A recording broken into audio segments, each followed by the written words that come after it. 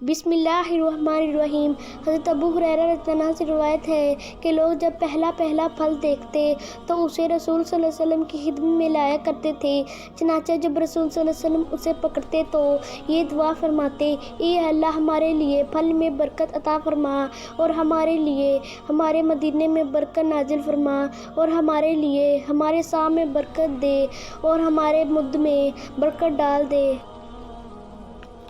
اے اللہ، بے شک سیدنا ابراہیم علیہ السلام تیرے بندے، تیرے خلیل اور تیرے نبی تھے، اور یقیناً میں بھی تیرا بندہ اور تیرا نبی ہوں، اور بلا شبہ انہوں نے تجھ سے مکہ کے لیے دعا کی تھی، اور یقیناً میں بھی تجھ سے مدینے کے لیے اسی برکت کی مثل دعا مانگ رہا ہوں جو انہوں نے تجھ سے مکہ مکرمہ کے لیے مانگی تھی، اور میں اس برکت کے ساتھ ساتھ اس کی مثل مزید برکت کی بھی دعا مانگتا ہوں۔